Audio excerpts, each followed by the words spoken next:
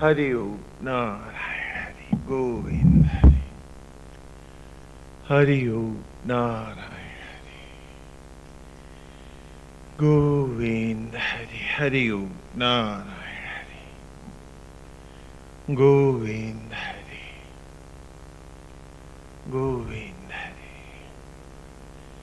हरि ओम नारायण हरि।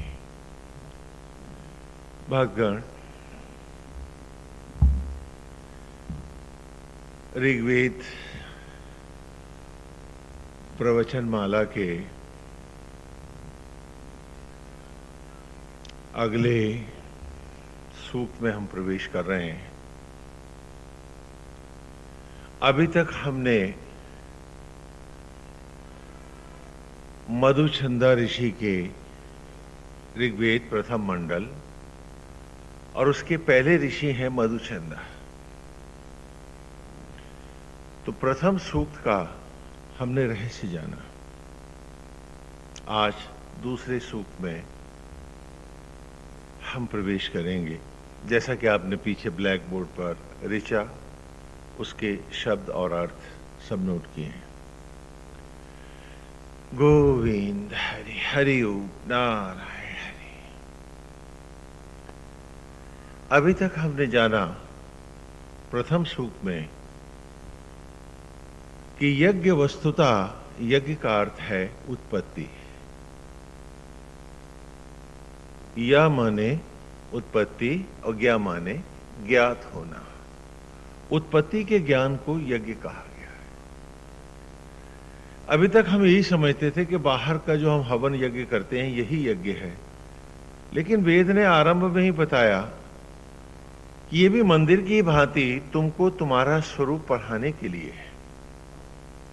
जिस प्रकार मंदिर में तुमने पढ़ा कि मंदिर तुम्हारी तस्वीर है, हाँ? गुरुकुल में बालकों को, बच्चों को पढ़ाने के लिए हम मंदिर को एक रूपक के रूप में प्रयोग करते थे, प्रतीक के रूप में, प्रतीक के रूप में। कैसे कि पलथी के जैसा ही चबूतरा बनाते हैं मंदिर का, फिर बालक के शरीर के जैसा ही गोल कमरा, धड़ के जैसा, और सिर के जैसा गुंबद लगाते हैं, और बालक के जूड़े के जैसा ही कलश बना देते हैं, तो मंदिर बन जाता है। आत्मा जैसी प्राण प्रतिष्ठित मूर्ति है और जीव रूप पुजारी। उसी प्रकार ऋग्वेद के आरंभ में उन्होंने बताया कि बाहर का यज्ञ भी मंदिर की भांति ही तुम्हारा जो जीवन यज्ञ है उसको पढ़ाने के लिए है, जहां आत्मा ही यज्ञ का अधिष्ठित देव है। और पहले सूक्त में हमने आत्मा की, अपनी ही अंतरात्मा की यज्ञ के आचार्य के रूप में स्तुति करी। हाँ, तो पहले सूक्त की जो 9 ऋचाएं थीं उसमें हमने अपने आप को पढ़ा। अगनिम ईले पुरोहितम यज्ञस्य देवम ऋत्विजम होतारम रत्नधातम, कि किस प्रकार वो परमेश्वर अग्निम अर्थात प्रलयंकर रुद्र, पुरोहितम ब्रह्मा और ऋत्विजम विष्णु बनकर किस प्रकार यज्ञों के द्वारा ही चिता की राख को पुनः वनस्पतियों में लाता है, हमारे शरीर की राख को, हाँ, और फिर उन्हीं वनस्पतियों को वो आत्मा होकर धारण, सृजन और संहार का देवता होकर आ उ मा ओम बनकर किस प्रकार हर शरीर में जब यज्ञ करता है तो एक ही प्रकार की वनस्पतियां नाना प्रकार की जीवों की संतति में लौटती हैं। एक ही अन्न है, एक ही पानी है, उससे हर जीव को संतति की प्राप्ति है। और फिर अगली ऋचाओं में हमने जाना कि इस यज्ञ को जानना है कि जहां ईश्वर ही यज्ञ का अधिष्ठित देव है, आत्मा ही आचार्य है, और उस आचार्य की 9 ऋचाओं में हमने स्तुति करी।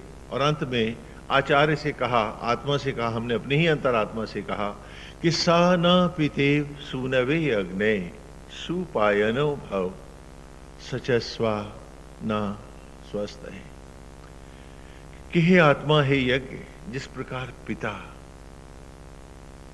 अपने पुत्र को ही सारी शोभाएं प्रदान करता है, नाम देता है, रूप देता है, गोत्र देता है, और अपने द्वारा अर्जित संपूर्ण धन और वैभव को भी प्रदान करता है, सम्मान और प्रतिष्ठा भी अपनी उसे ही देता है, अपनी सारी शोभाओं से सुपाय अनुभव सारी शोभाओं से संयुक्त करता है और उसी में व्याप्त हो जाता है। तो हे ईश्वर, संतान तो हम तुम्हारे हैं। पिता हो अजर अमर अविनाशी, सचराचर को न्यौछावर करके सारे सुख वैभव और ऐश्वर्य देने वाला, और पुत्र हो दीन क्षण भंगुर भिक्षुक, सदा अतृप्तियों को मांगते। तो हमें इस दयनीय स्थिति से ऊपर उठाओ। जब हम पुत्र हैं, आप ही हमें बना रहे हो, तो हमें भी अपनी शोभाओं से संयुक्त करो। आज हम पर दया करो कि हम ईर्ष्या द्वेष घृणा लोभ मोह अतृप्तियों और इच्छाओं से ऊपर उठें और आज आपसे हम अपनी पहचान जोड़ पाए। क्योंकि आदमी तो बीच का खिलौना है, वो दो जगह से अपनी पहचान लेता है, या लेगा भगवान से या फिर शैतान से। दो ही पहचान है आपकी। जब आप चिंता में हैं, ईर्ष्या में हैं, द्वेष में हैं, क्रोध लोभ मोह आसक्त जगत में हैं, क्रोधित हैं जब आप, तो आप शैतान की से ही अपना संबंध जोड़े हुए हैं। आप उसी की संतति हैं, उसी की औलाद हैं। जब आसक्त जगत की दुर्गंध आप में समाई हुई है, तो आप अपनी पहचान शैतान से ला रहे हैं। जब आप मैं और मेरा में, मेरा घर, मेरा परिवार, मेरी जात, मेरा फलाना ठिकाना, इन संकीर्णताओं में फंसे हुए हैं, तब भी आपकी पहचान शैतान की है। और जब पहली ऋचा में हमने पढ़ा था कि नारायण जब न्यौछावर बन के आपने सांस, धड़कन और जीवन का क्षण दिया है, तो मेरा जीवन भी सचराचर पर आपके आज न्यौछावर है। ये पहचान ईश्वर के साथ है हमारी। फिर अगली ऋचा में हमने जाना कि जिसने जीवन को ही यज्ञ बनाया और आत्म ज्वालाओं में ही जो क्षण क्षण पल अपने आप को यज्ञ करता रहा, जिसने ब्रह्म ज्वालाओं में अपने आप को लपेटा, जिसने वहां से अपनी पहचान खोजी, सा देवाम अह वक्षति, वही देवत्व को पाए, वे ही नारायण का स्वरूप हुए, उन्हें ही अमृत मिला, बाकी तो सब शैतान के घर चले गए। तीसरे ऋचा में हमने पढ़ा कि जो अपने आप को ईश्वर को अर्पित करके जीता है, संपूर्णता से उसी में अपने आप को पलने पोषने लगता है और ब्रह्मदंड अर्थात जो आत्मा को ही अपनी लाठी और सहारा बना लेता है, बाहर से हर इच्छा का परित्याग कर देता है, यशसम वीरवत्तमम, वो यशस्वी वीर ही इस मार्ग पर आता है, बाकी सब शैतान के घर जाते हैं, वहीं से संबोधन लाते हैं, वहीं से संबंध लाते हैं। पुनः अगली ऋचा में हमने जाना कि यज्ञ है वही जिससे प्रकट होता सचराचर, होता सचराचर। अग्ने यम यज्ञम अध्वरम विश्वता परिभूरसी सा इत देवेशु गच्छति। जो इस ज्ञान को जानता है,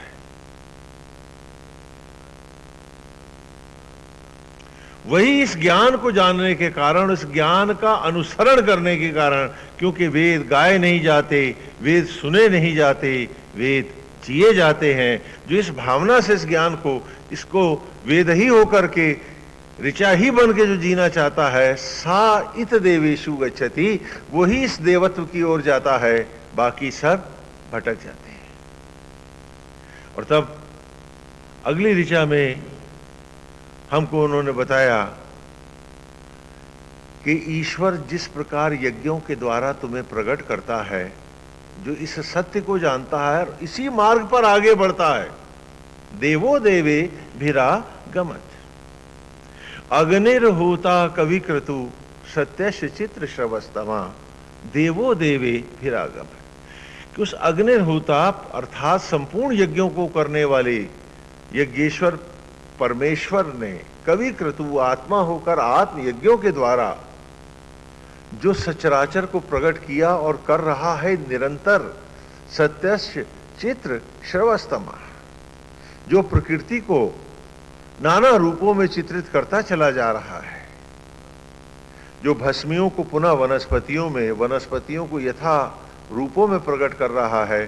चिड़िया ने खाया तो उसका बच्चा बना, हाँ वही अन्न कुत्ते ने खाया तो पिल्ला हो गया, आदमी ने खाया शिशु बना। एक ही प्रकार की वनस्पतियों से जो नाना चित्र बना रहा है और सत्यस्य चित्र यानी प्रकृति को चित्रित कर रहा है, श्रवस्तमा और सांसों और धड़कनों से परिपूर्ण कर रहा है, इसी को मार्ग बनाकर जो इसी राह में पुनः अपने आप को शरीर रूपी यज्ञ को एक यज्ञशाला बना, तन रूपी सामग्री को ब्रह्म ज्वालाओं में यज्ञ करता आत्मा रूपी गर्भ में प्रवेश पाकर दोबारा ऐसे ही प्रकट हो रहा है जैसे अंडे से चिड़िया का बच्चा, जो इस भावना से अपने को अपने में ही यज्ञ कर, अपने को अपने में ही ढालकर ब्रह्म ज्वालाओं में यज्ञ होता ब्रह्मांड से ज्योति बनकर प्रकट हो रहा है, वही इस रास्ते को जानने वाला है। क्योंकि जैसे वो आया था ऐसे ही जब वो जाता है तो वह देवत्व पाता है। क्योंकि लकड़ियों पर अन्न को जलाकर कोई बच्चा बनाना जानता है क्या? भस्मियों को, राख को जलाकर कभी अन्न बनता है? वही राख जब ब्रह्म ज्वालाओं में, आत्माग्नियों में यज्ञ होती है तभी वो अन्न बनती है। और वे अन्न आदि जब ब्रह्म ज्वालाओं में जब आत्मा अपनी ब्रह्म ज्वालाओं में जलाती है उसी अन्न को, तो उसे शिशु बनाती है। इसी मार्ग का यथा जो अनुसरण करता है, अपने भीतर समाधिस्थ होकर तपता है, अपने आप को ही सामग्री बना, आत्मा को यज्ञ का आचार्य बना, प्राणों को उपाचार्य बना, जो अपने अंतर में स्वयं यज्ञ होता है, उसी का कल्याण होता है। वो हमने अगली ऋचा में पढ़ा था कि यदंग दाशुषे त्वम अग्ने भद्रम करिष्यसि तवे तत्सत्यम अंगिरा, कि यत अंग, जिस अंग को धरा के दाशुषे जलाते हो, यज्ञ करते हो, भस्म करते हो, त्वम अग्ने, तुम हे अग्ने, हे आत्मा, हे यज्ञ, भद्रम करिष्यसि, उसी का कल्याण करते हो, तवेत तत् सत्यम अंगिरा, आपकी ही, तवेत माने आपकी ही, तत् माने उस, सत्यम प्रकृति का अंगिरा, वो अंग हो जाता है। भस्मी जली अन्न बनी, जिस पेड़ में जली उसी पेड़ का अन्न बने। वो अन्न आदि जिस शरीर में यज्ञ हुए उस शरीर के यथा संतति बन गए, उसके अंग बने शरीर के, और गर्भ में वे ही शिशु का अन्न ही रूप पाया। और दुर्गंध भी जब समाई आत्मा की ज्वालाओं में तो वो सुगंध बन गई। उपत्वा अग्ने दिवे दिवे दोषावस्तर धिया वयम नमो भरंतमसि, कि तूने सड़ांध और दुर्गंध को भी जब अंगीकार किया, पेड़ों के गर्भ में जलाया, तो उसे पवित्र फलों और सुगंध में लौटा दिया, पवित्रता में लौटा दिया, तभी तो तू पतित पावन कहलाया। तो हम सड़ी हुई बुद्धियों के लोग, आसक्त जगत में जीने वाले, विषयांधता को ही बिस्तर बनाकर, क्रोध ईर्ष्या द्वेष को अपनी उपलब्धि धन बनाकर जीने वाले, दूसरों को दोष देने वाले, अपने आप को कभी न जानने वाले, हम जैसे क्षुद्र बुद्धि वाले लोग भी, हे आत्मा, जिस क्षण तुझे अर्पित होते हैं उसी क्षण अमर हो जाते हैं, ऐसे भरतार हम आपको नमस्कार करते हैं। इस प्रकार पहले सूक्त की सभी ऋचाओं में हमने उस ज्योतिर्मय परमेश्वर की स्तुति करी और उस स्वरूप को जानना चाहा कि राजंतम अध्वराणाम गोपाम ऋतस्य दीदिवीम वर्धमानम स्वेदमे, कि जो ज्योतियों का अनन्य पुंज है वो अंतरात्मा, गोपाम ऋतस्य दीदिवीम, जो ग्रहों और नक्षत्रों को भी ज्योतिर्मय बनाकर यज्ञों के द्वारा गगन में प्रतिष्ठित कर ज्योतियों से परिपूर्ण करने वाला है, वही ईश्वर स्वेद में, वो हमारी आत्मा में वही तो चमक रहा है। आज उसको यहां हम न पाए तो कौन से लोक में पाएंगे? हाँ, गोलोक में पाएंगे या साकेत में पाएंगे, लोक में पाएंगे, कहां पाएंगे? यदि यहां न पाएंगे तो कहां पाएंगे? और इस प्रकार पहले सूक्त में हमने अपनी ही अंतरात्मा को पुकार कर कहा, हे आत्मा, हे यज्ञ, हे प्रदीप्त, आज आप यज्ञ के आचार्य बनो,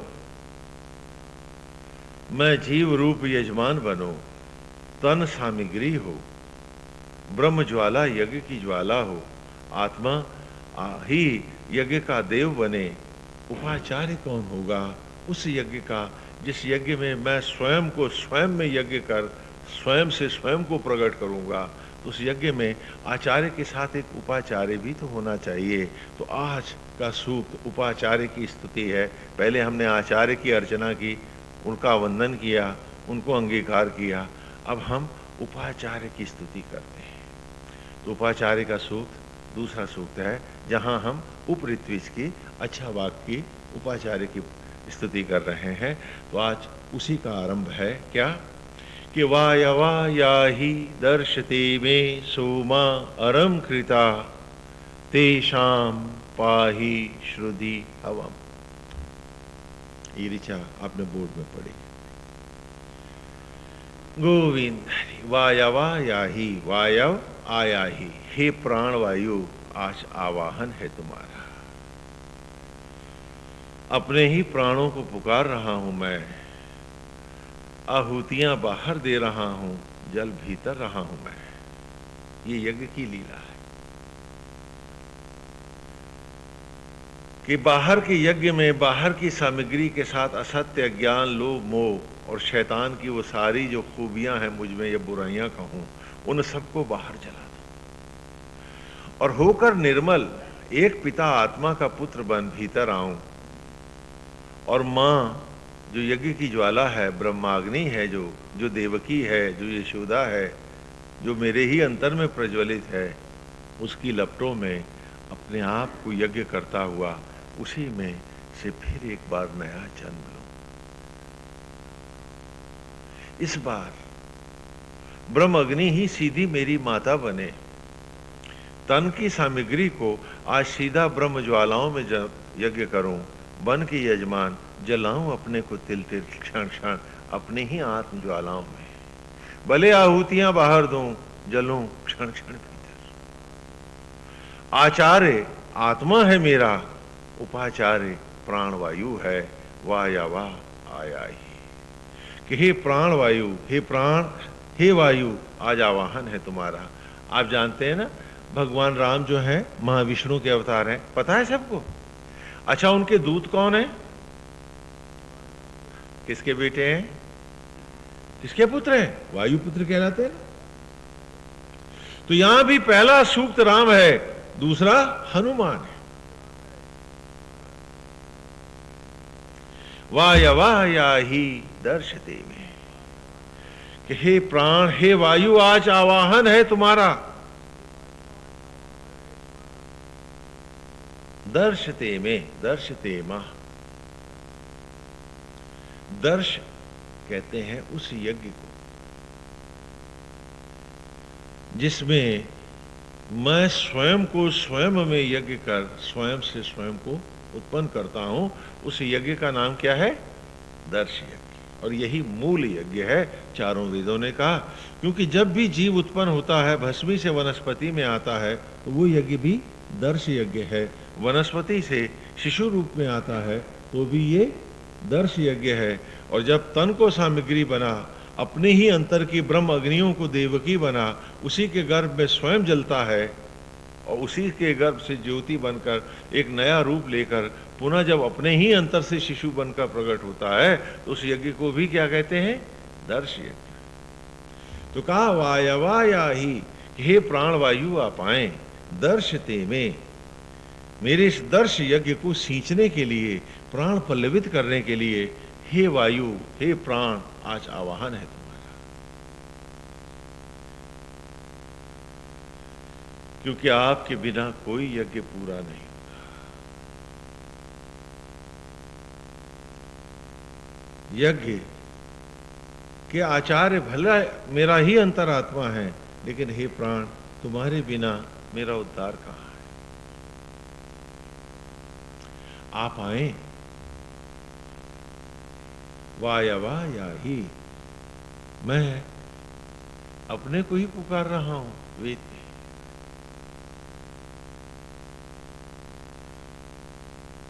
अभी तक बाहर भाग रहा था।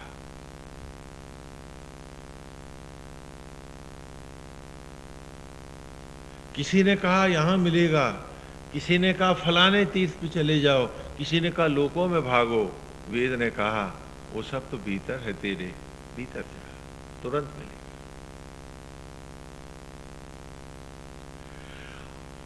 एक ही घर में बैठे हो तुम भी और वो भी, जब यहां नहीं मिलोगे तो कौन से लोक में मिलोगे जहां इतनी दूरियां होंगी तुम में और उसमें, लोक भर की। यदि मुलाकात यहां ना हुई तो मुलाकात होगी कहां पर? तो कहा वाया ही, हे प्राणवायु, आज आवाहन है तुम्हारा, दर्शते में आओ और मेरे इस यज्ञ को, जिसमें मैं फिर अपने ही भीतर से शिशु बनकर, एक अबोध शिशु बनकर जन्मूंगा, उसकी रक्षा के लिए, उसको प्राण पल्लवित करने के लिए, इस यज्ञ को सींचने के लिए, सोमा अरम कृता, जीवन ज्योतियों से अलंकृत करने के लिए, परिपूर्ण करने के लिए वायव आया ही, हे वायु आज आवाहन है तुम्हारा।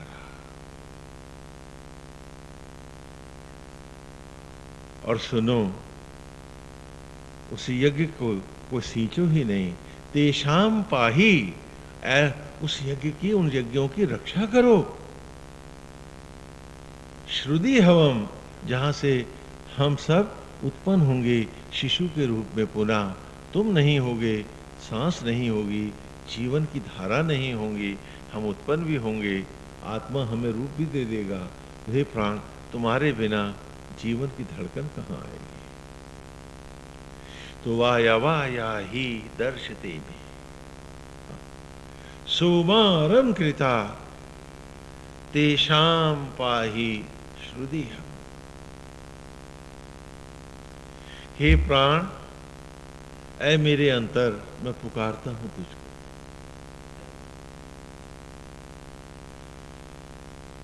अब भटकता नहीं हूं बाहर।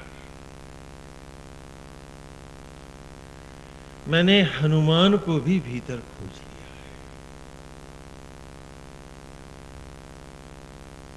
वायु का पुत्र वायु ही तो होगा। आदमी का बेटा क्या होता है? शेर की बिल्ली? आदमी ही होता है। तो वायु पुत्र वायु ही तो है।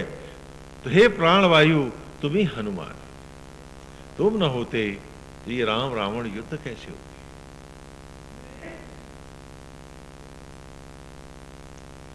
तुम न होते तो राम की कथा का ये रूपक कहां होता? महाविष्णु ने जो लीला अवतार धारण करके जो भी लीला करी है, उसमें तुम ही तो दूत बने हो, तुम ही तो पूरी लीला यज्ञ के उपाचार्य उपऋत्विज रहे हो। आज आवाहन है तुम्हारा।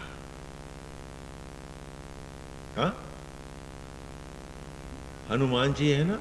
हाँ, नाम सुने? आजकल तो हनुमान सीरियल भी आ रहा, देख रहे हैं? हाँ, समय के अंतरालों के साथ कथाओं के कई मोड़ हो जाते हैं। भगवान ने लीला क्यों की? महाविष्णु लीला क्यों करते हैं? तो वेद ने कहा कि जीवन के क्षणों को पढ़ाने के लिए, जैसे छात्र को पढ़ाने के लिए अध्यापक छोटी कक्षाओं में उदाहरणों का प्रयोग करता है, लीलाओं का प्रयोग करता है, यही यहाँ ईश्वरीय लीला की भी भावना है। कल्पना करें कि आप छोटे से बच्चे हैं और एक स्कूल में पढ़ने आए।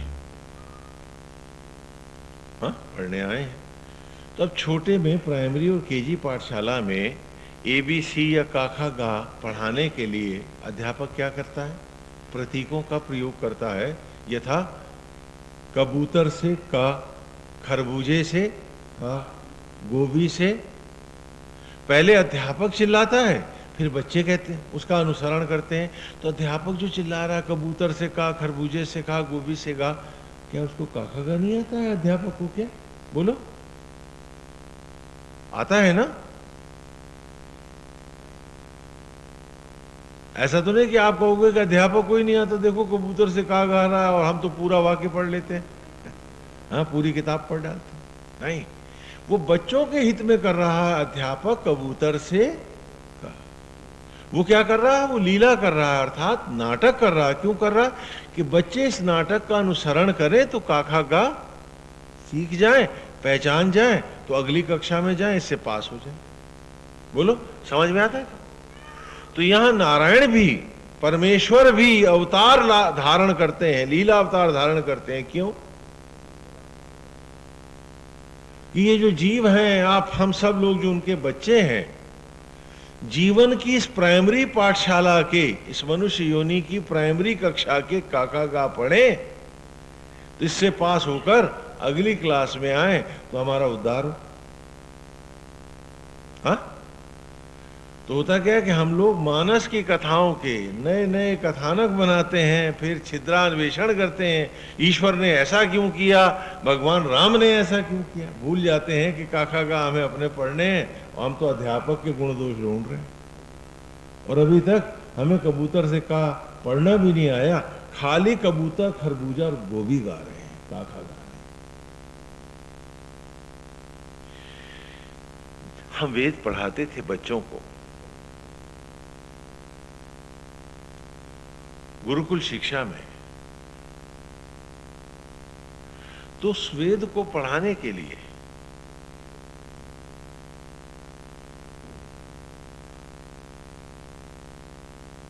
हम लीलाओं का प्रयोग करते थे। ईश्वर की लीलाओं से भी जो भगवान प्रकट होते हैं हर युग के अंतराल में, तो उन लीलाओं के द्वारा ही बच्चों को पाठ्यक्रम में वेद का ज्ञान कराते थे, कथाओं और लीलाओं के द्वारा। वर्तमान में जैसे राम की कथा है, तो आज आप खाली अपने से अलग हट करके मानस का अखंड पाठ कर जाते हैं, कोई मतलब नहीं किस चौपाई में क्या लिखा है, धड़ाधड़ पढ़ते गए और चले गए। जबकि वो बालक आपसे बहुत छोटे होते थे गुरुकुल में, वो जानते थे कि परमेश्वर मनुष्य रूप में अवतरित होकर जो लीला कर रहा है, वो मनुष्य को उसका सत्य पढ़ाने के लिए कर रहा है। जैसे वेद की हर ऋचा मुझको मेरे ही अंतर को बुलाना सिखाती है, मुझको मुझसे जोड़ना सिखाती है।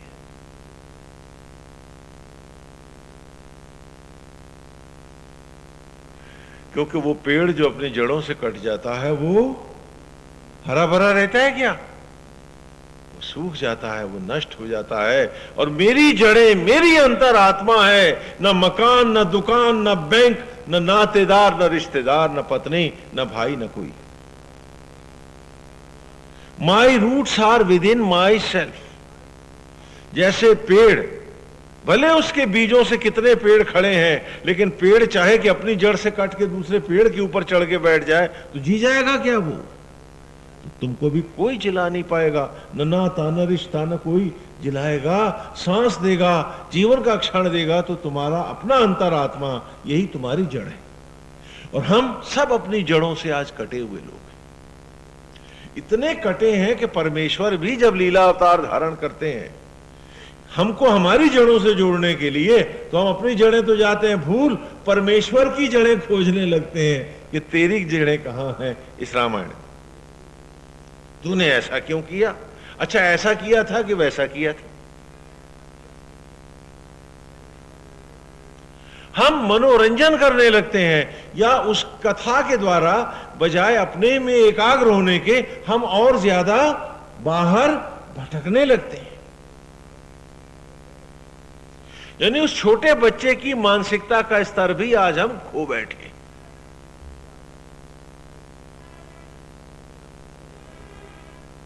और हम एक कोरा मनोरंजन मात्र बनकर रह जाते हैं। वो कथा भी हमारा कल्याण नहीं करती है, केवल अंध भक्ति, अंध श्रद्धा और अंध आस्था उत्पन्न करती है। अंधा धृतराष्ट्र बना देती है, जो अपनी औलादें मरवा देता है अपनी अंधता के कारण, महाभारत कराता है और पूरे कुल का विनाश हो जाता है। ऐसी अंध भक्ति में हम चले जाते हैं। और जब ईश्वर के नाम पे हम अंधे धृतराष्ट्र बन जाते हैं तो भौतिकताओं में भी गांधारी बन के बांध पट्टी, ये जानते हुए भी कि कोई साथ आया नहीं, कोई साथ जाएगा नहीं। जीवन ही अमृत है, हर सांस ही मेरे पास धन है, उम्र रूपी धन गया तो मैं महानिर्धन हूं। ये सब जानते हुए भी गांधारी की पट्टी बंधी है। हम सब उसी चक्र में भाग रहे हैं, गांधारी की तरह पट्टी बांधते कि जानते हुए भी अनजान बने हैं। बीबी मकान दुकान का चक्कर, खो रही सांसें, लुटते जीवन के क्षण, अतृप्तियों के तनाव, ईर्ष्या, द्वेष इसी में नष्ट हो जाती है। क्यों? क्योंकि जब आस्था धृतराष्ट्र बनी तो मानसिकता गांधारी हो गई और हमारी हर उपलब्धि कौरव हुए, जो वक्त के पांडवों के हाथों सदा मारे गए। यही हमारा जीवन बन गया।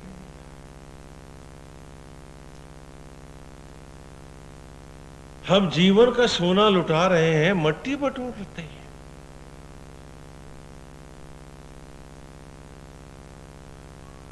जबकि भगवान की, नारायण महाविष्णु की लीलाएं भी आज हम अभागों को नहीं जगा पाती हैं। क्यों? क्योंकि ईश्वर को हम अपने से हट के जो देखने लगे। सारी कथा सुनने के बाद फिर एक ऐसा सवाल करेंगे कि लौट के सन्यासी को भी सोचना पड़ेगा कि ये सुन भी रहे थे या नहीं। अगर सुन रहे थे तो फिर ये बौना सवाल लेके कैसे आए? ये सारे प्रवचन के बाद फिर वो पूछते हैं, फिर स्वामी जी आज से कितने हजार साल हुए होंगे उनकी कथा हुए, और जबकि कथा में मैं उनको उन्हीं का रूप पढ़ा। एक साहब ने पूछा कि स्वामी जी हनुमान जी की पूंछ कितनी लंबी थी कि सारी लंका जला दी?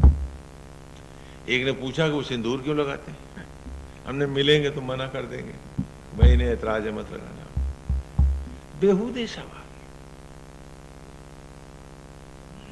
यानी वो चौपाइयां भी आपको अंतर के चतुर्दिशा में, चारों दिशाओं में चतुर्दिक जो प्रकाश राम का फैल रहा वो नहीं दिखा रही हैं। वो चौपाइयां आपको चारों दिशाओं की का प्रकाश, तुम्हारी अपनी आत्म ज्योति का तुम्हें नहीं दिखा पा रही हैं। चौपाइयां तुम्हें सिर्फ चौपाया बना रही हैं,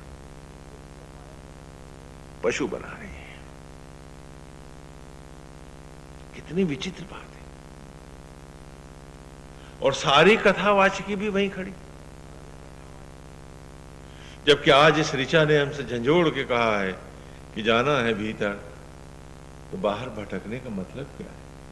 बाहर से तो कुछ ज्ञान लेना था, कबूतर, खरबूजा और गोभी से अंतर के काखगा सीखने थे। जैसे मंदिर से इस मंदिर को, अपने आप को, इस देवालय को पढ़ना था जिसे परमेश्वर बना रहा है, उस यज्ञ से भी इस यज्ञ को पढ़ना था जिसे स्वयं ईश्वर आत्मा होकर, प्राण वायु उपाचार्य होकर, सांस, धड़कन और क्षणों को यज्ञ के द्वारा कर रहा है। बन के शबरी का राम तेरी जूठन को रक्त में बदलता, वो यज्ञ करता शरीर में तुम्हारे। वो सब नहीं पढ़ा है।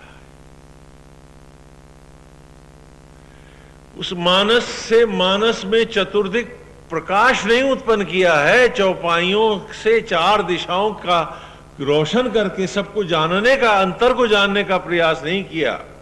चौपाए बन गए चौपाइयों के, बस यही सब कुछ हुआ। वही बौनी मानसिकता, उम्र बीत गई, बच्चे पढ़ गए और आज हम बूढ़े नहीं पढ़ पाते। आइए आज इसी ऋचा में थोड़ा सा अब कथाओं को भी साथ में लेके चलें, उसी स्तर पर जिस स्तर पर हम गुरुकुल में बच्चों को पढ़ाते हैं। आप जानते हैं ना भगवान श्री राम के पिता का नाम क्या है? दशरथ। जिसने 10 इंद्रियों को रथ लिया, निग्रह किया, वो क्या बना? क्या राजा दशरथ के पास 10 ही रथ थे, बाकी नहीं थे क्या? या दशरथ 10 रथ हो जाना कोई बहुत बड़ी बात थी क्या? फिर उनका नाम दशरथ क्यों रखा गया?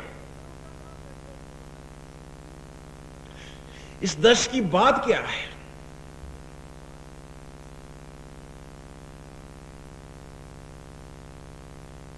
हाँ, कि जिसके पास अक्षौणी सेनाएं हैं, असंख्य रथ हैं, योद्धा है, तरह तरह के रथ हैं, उसका नाम सिर्फ दशरथ क्यों है, असंख्य रथ क्यों नहीं? सोचो, विचार करो। क्यों?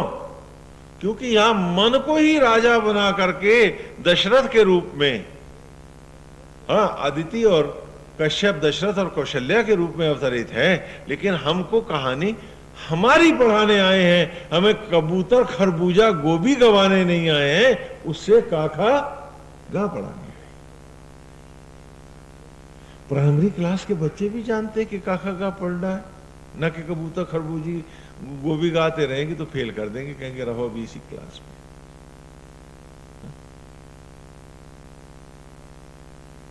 लेकिन यहां हम सिर्फ माला लेके कबूतर खरबूजा गोभी जी गाते रहे, ये सोचा कि भगवान बड़े प्रसन्न हो जाएंगे, क्योंकि उन्हें तो शायद भगवान को भी चाटुकारों, चमचों और भांडों की जरूरत है, जैसे नेताओं को होती।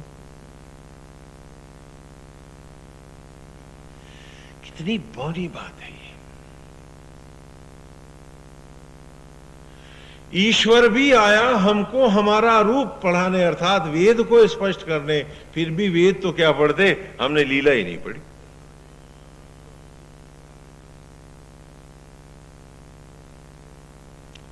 दशरथ कहा है जिसने 10 इंद्रियों को रथ लिया, बैलगाड़ी में बैल को रखते ना, नकेल डालते हैं, तो जिसने 10 इंद्रियों को नकेल लिया, बांध लिया, नथ लिया, वो क्या कहलाया?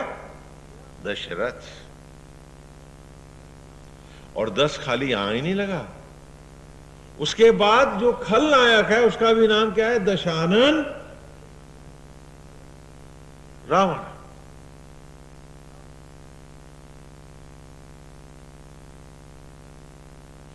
कि जिसने 10 इंद्रियों का निग्रह किया, बांधा, वो क्या बना?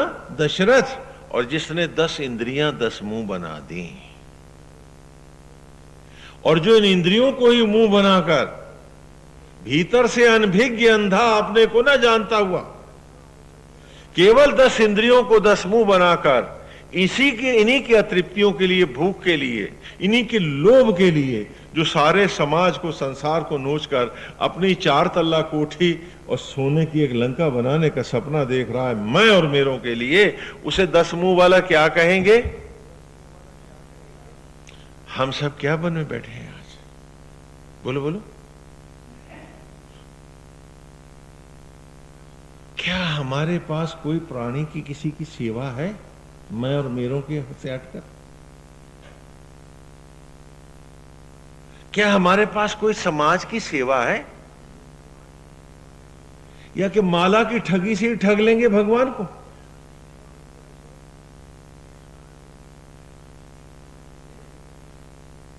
वो जो सांस, धड़कन, जीवन का क्षण हमें दे रहा है, जो हर सांस हम पर न्यौछावर कर रहा है, पहली ऋचा में हमने पढ़ा है वेद की,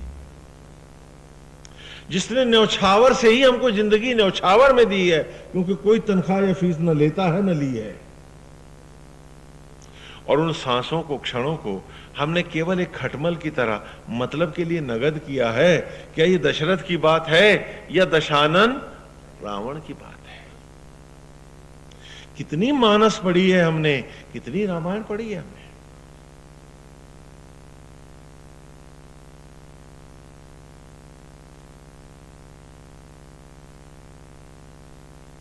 या कि खाली चौपाइयों के चौपाए भर बन के रह गए। हाँ, बातें थोड़ी कड़वी लगेंगी मेरी, कुरेदता हूं प्रवचन में मैं। क्यों? कि जिंदगी की राख के नीचे, आपकी ही जिंदगी की राख के नीचे कुरेद को देखूं, शायद कोई एक अंगार मिल जाए तो जीवन की लपट फिर खड़ी हो जाए और आपका उद्धार हो जाए, वरना राख तो चारों तरफ दिख ही रही है। ऊपर, अंगारों के ऊपर समय के साथ ईर्ष्या की, द्वेष की, हताशा की, अतृप्तियों की, बदले की भावना की, झूठे दंभ की, आपने राख की तहों पर तहें चढ़ा रखी हैं। इसीलिए कुरेदना पड़ता है प्रवचन में मुझको, कि कुरेदूं शायद कोई अंगारा कहीं एक जलता दिख जाए, तो एक हवा का झोंका लगे तो ये फिर लपट बन जाए और शायद आप सुधर जाओ, आपका कल्याण हो जाए।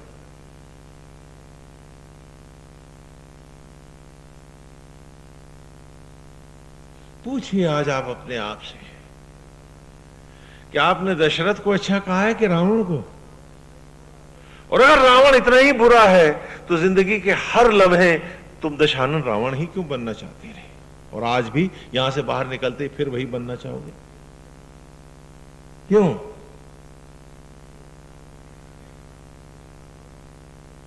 ये रावण भक्ति है कि राम भक्ति है?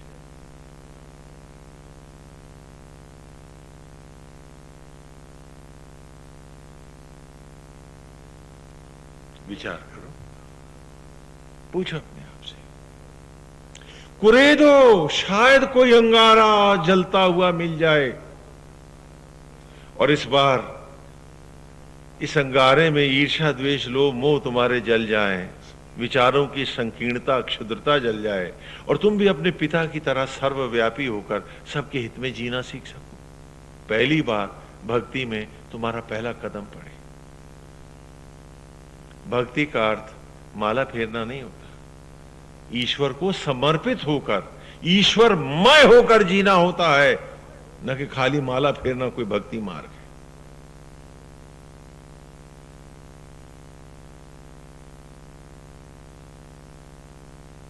हम सबको अपने आप से पूछना है। ये कोरी कथा नहीं है, एक एक क्षण जीवन का मूल्यवान है, क्योंकि उम्र के अलावा तुम्हारे पास कोई धन नहीं है। उम्र गई, तुम निर्धन हो। इतनी सी राख में ये शरीर भी फैल जाएगा, धरती पर छितरा जाएगा, तुम्हारा कोई अस्तित्व नहीं है। और उसी उम्र रूपी धन को खर्च करते वक्त पूछोगे नहीं कि पाए कहां से हो, जानना नहीं चाहोगे? और क्यों खर्च रहे हो और दोबारा तुमको ये मिलेंगे कैसे? क्या ये छल छद्म के लिए, घर घर के लड़ाई झगड़ों की चुगली भर के लिए था, या कि जीवन की इस अमृत को ईश्वरमय होकर सबके सुख और हित में अपने आप को न्यौछावर करके जीने में था? ये हम सबको पूछना है अपने आप से। और वही आज इस ऋचा में हमारे सामने आया है कि दशरथ और दशानन दो मनोवृत्तियां हैं। मनोवृत्तियां हैं तुम्हारी। दशानन मनोवृत्ति तुम्हें बाहर बाहर भगाती है, इस विषयांत जगत में फंसाती है।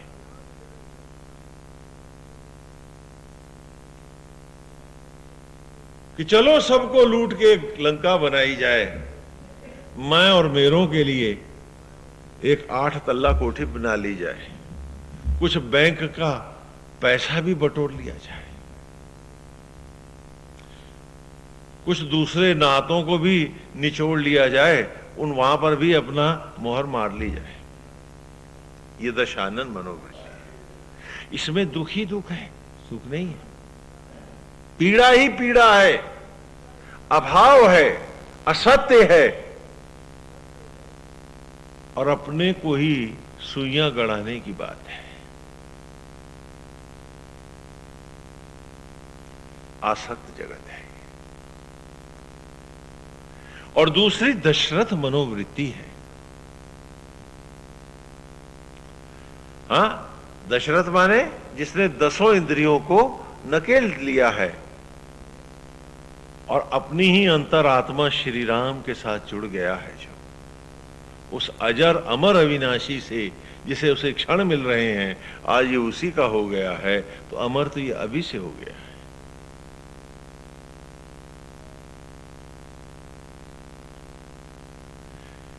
कि उससे जुड़ के जीना है।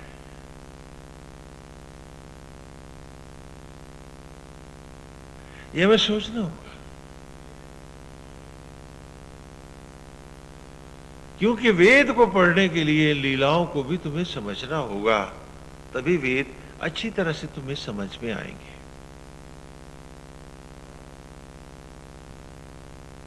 हर पात्र तुम्हारे शरीर में बैठा हुआ है, मानस का, रामायण की, श्री राम कथा का। कोई भी ऐसा पात्र नहीं है रामायण में, मानस में, जो तुम्हारे शरीर में नहीं घटा हुआ है, और उसमें कोई लक्ष्यार्थ नहीं, शुद्ध शब्दार्थ में है। यही लीला महाभारत में भी है, क्योंकि ईश्वर लीला इसलिए नहीं कर रहा कि उसे गाने वाले, भजने वाले, यशगान करने वाले चारणों और भाणों की जरूरत है। तुम सब पुत्र हो उसकी, औलाद हो उसकी, संतान हो उसकी। बेटे गाते नहीं अच्छे लगते, बेटे नक्श कदम चलते अच्छे लगते, अनुसरण करते अच्छे लगते।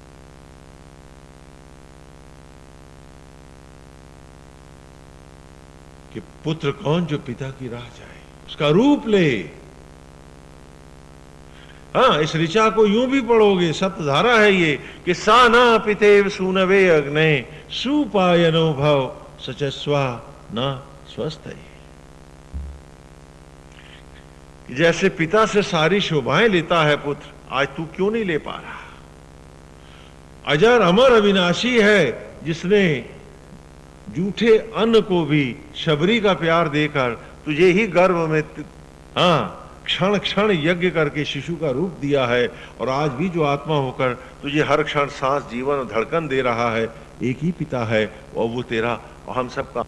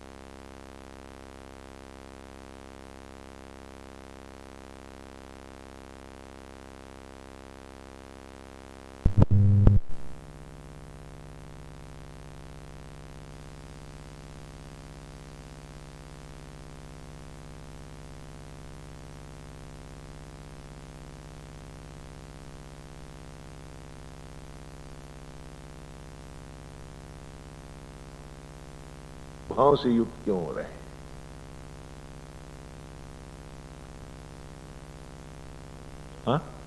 क्यों हो रहे हैं? ये मैं पूछना है अपने आप से कि आज हमें राम से जुड़ना है, राम के शील से जुड़ना है, राम की दया से जुड़ना है, राम की सेवा से जुड़ना है, राम की विनम्रता से जुड़ना है, या कि मेरा तेरा में लिपट बैठना है?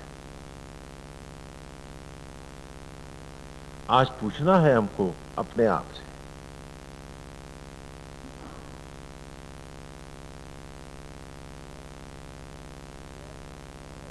कि ऐसा क्यों है?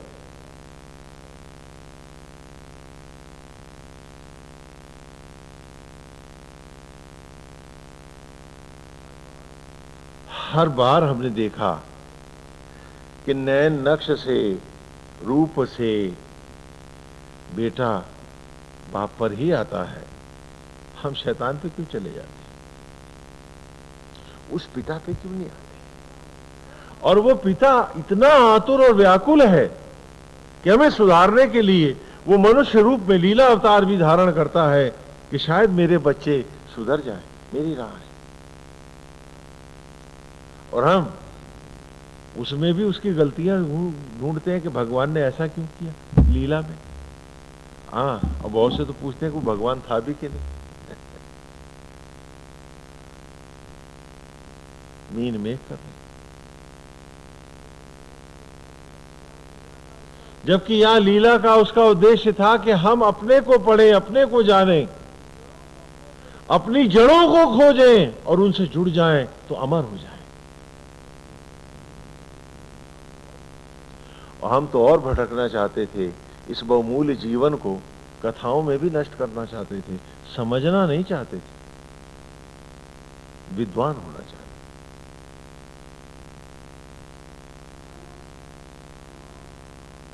कैसी विचित्र बात है।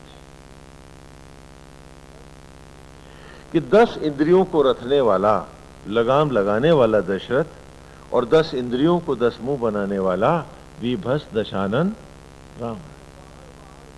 वो बाहर बाहर भागता हुआ मन है, भटकाता हुआ मन है, इसीलिए उसका नाम रावण है। रव धातु है, रावेती इति रावणा, जो बाहरी बाहर चिल्लाए, जो शोर करे, जो चीत्कार करे, हाँ, जो दूसरों को तो उपदेश दे और खुद न ले, उसे क्या कहते हैं? रावण। आपने सुना नहीं, पर उपदेश कुशल बहु तेरे।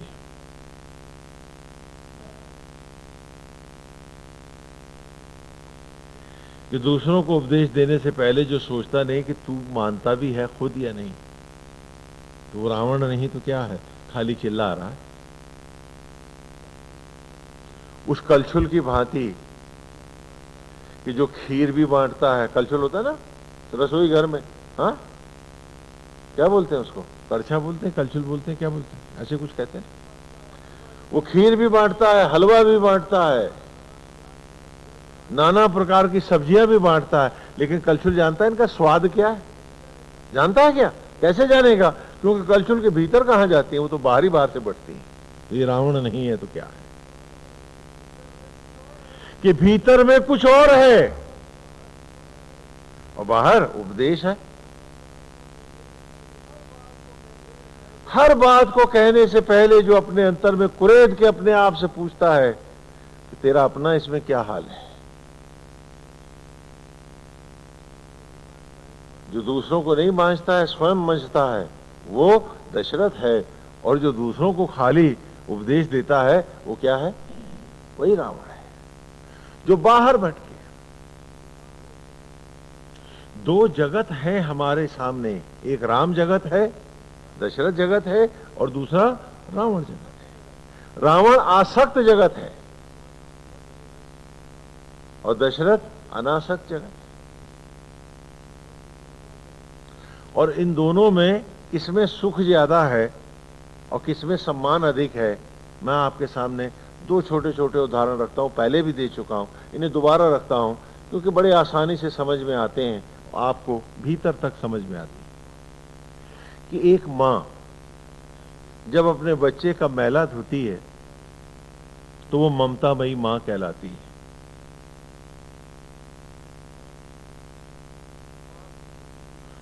मां भगवती के जैसा उसका सम्मान होता है, देवी भगवती के रूप में उसकी पूजा होती है। लेकिन वही माता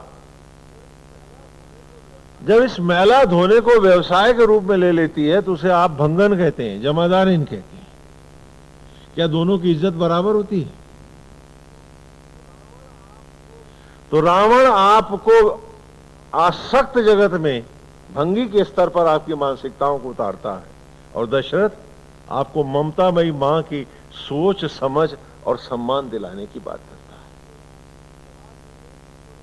सवाल ये नहीं कि कोई आदमी बिजनेस कर रहा है तो खाली वही वो प्रोफेशनल है, ये व्यवसायी है, नहीं।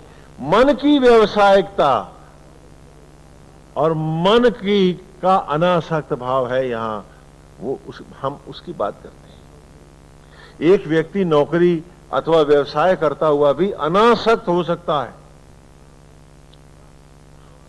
और दूसरा महाआसक्त हो सकता है। आसक्त और अनासक्त का दूसरा हम आपको एक उदाहरण आपको देते हैं। समझिए इस बात को कि दशरथ और दशानन में भेद क्या है। क्यों आप दशानन से नफरत करते हैं, दशरथ को प्यार करते हैं, और फिर भी अनजाने दशानन बन के ही आप जीना चाहते हैं। इंद्रियों को ही मुंह बना करके, मैं और मेरों के लिए सबको नोच करके आप अपना ही घर लंका बनाना चाहते हैं।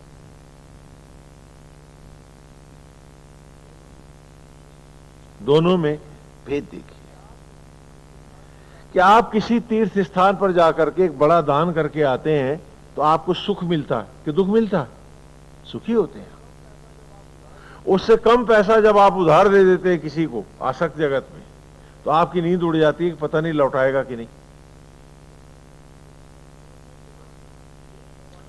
हाँ, तो अनासक्त जगत में आप दे करके सुखी हैं और आसक्त जगत में आप दे के नींद उड़ गई है, दुखी है इतने। दोनों का फर्क दिखा। ये मानसिकता है। यदि आज हम ईश्वर में होकर ईश्वर को अर्पित करके करते तो वो देता या ना देता उसकी मर्जी, लेकिन हम रात को तो सुख से सोते, दुखी तो ना होते। चलो यार, हमने भगवान नाम पे सेवा ही कर दी, नहीं देगा हरी इच्छा, दे देगा ठीक है, तो हम दुखी तो नहीं होते। तो ये मानसिकता है। ये तो हो नहीं सकता कि हम खाली भीतर भीतर जिए और बाहर जिए ही नहीं। जीना तो हमें इसी संसार में, इन इंद्रियों के साथ ही जीना है, और इन इंद्रियों से जुड़े सारे जगत के साथ जुड़ के ही जीना है। जीना हमें दशरथ भाव में जीना है या दशानन रावण भाव में जीना है, ये निर्णय हमको करना है।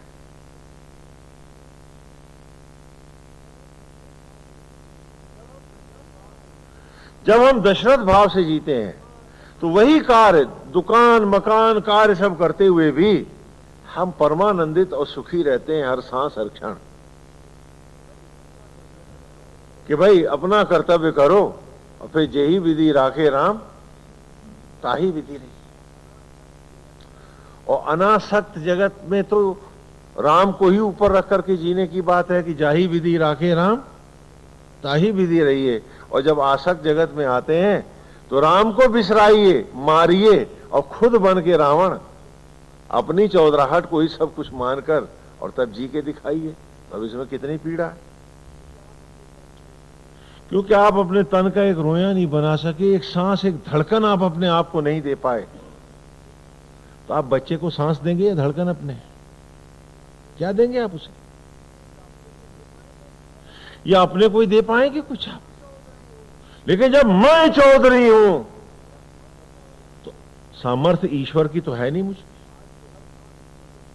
आज भी हर सांस इस कुदरत से भीख मांगता हूं, दान में सांसें दे रहा वो, और इस प्रकृति का क्षण क्षण मैं ऋणी हूं, सांस के लिए भी और एक गिलास पानी के लिए। हर जगह से भीख मांग रहा हूं और अचानक बन गया चौधरी, तो अब बताओ ना, चिंताएं चिंताएं हैं, क्योंकि राम तो है ही नहीं है, अब तो मैं हूं।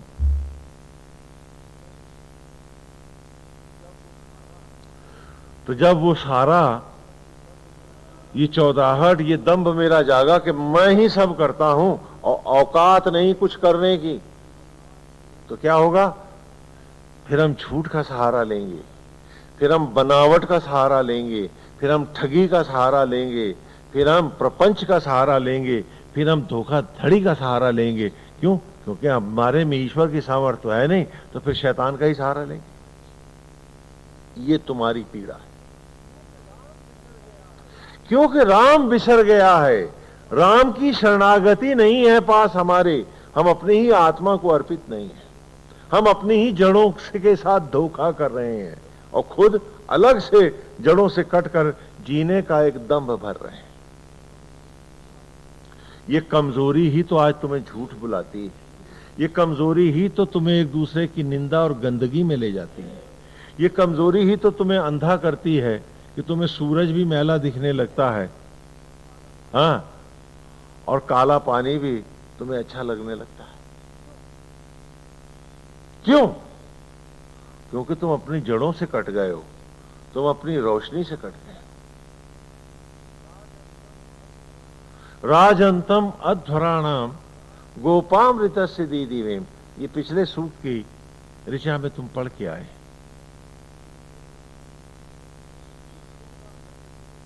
कि ज्योतियों का अनन्य पुंज है मेरा अंतरात्मा। ये ही सारे ग्रहों और नक्षत्रों को ज्योति देने वाला है, क्योंकि आत्मा रूपी सूरज बाहर निकल जाए तो मुर्दा आंख को 100 सूरज भी हो या 1000 सूरज भी हो तो रोशनी नहीं दिखती। दिखती है क्या? तो इतना महासूरज है, लेकिन मेरी जड़ें इससे कटी हैं, तभी तो मैं अंधा धृतराष्ट्र बना। और सिर्फ बाहर ही बाहर जीना चाहता हूं, अपने को भ्रमाना चाहता हूं,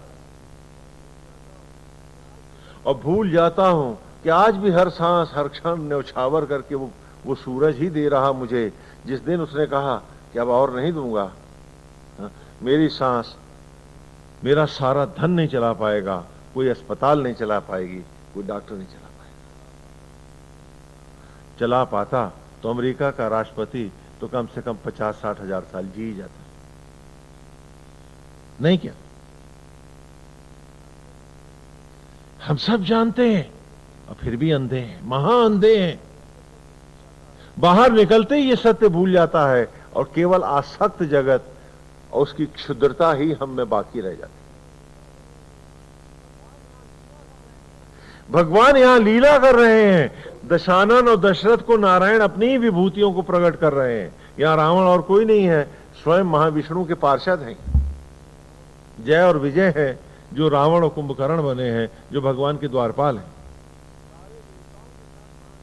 सारे देवताओं के साथ महाविष्णु प्रकट हुए हैं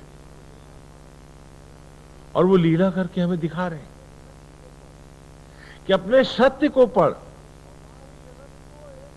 और बाह्य जगत को एक दशरथ बनकर, एक संत बनकर के भी तो तू जी सकता है। जिस दफ्तर में काम कर रहा है उस दफ्तर में तू एक देवता बन के भी जी सकता है। कोई कमी नहीं है, बल्कि उसमें तू ज्यादा सुखी रहेगा, परमानंदित रहेगा। उसमें तुम्हें ज्यादा आनंद की प्राप्ति होगी।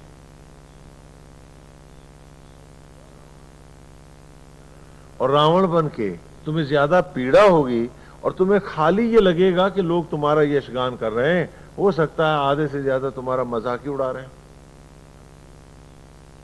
क्योंकि हर कोई अपने चश्मे से देख रहा है। अब देखो ना, बहुत बढ़िया आपने शादी करी, बहुत से लोगों को बुलाया कि शायद आपका यशगान होगा, और मैंने अक्सर देखा है वहां घूमते हुए कि लोग, कोई कहता नंबर 2 चमक रहा, कोई कहता काला धन है भैया। तारीफ नहीं हो रही है। आप तो कर्जदार हो गए और लोगों ने कहा देखा ये असलियत इनकी नजर आ रही। और आप सोच रहे हो कि आपने इतना बड़ा आडंबर किया है तो आपका सम्मान हो रहा है ना। सम्मान करेंगे कौन? जैसे शैतान को तुमने राम बनाया हुआ है, वैसे उन्होंने भी शैतान को राम बनाया है। तो जिनका ईश्वर शैतान है वो क्या यशगान करेंगे तुम्हारा?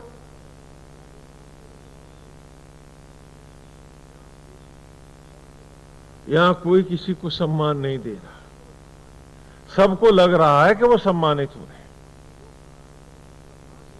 क्यों?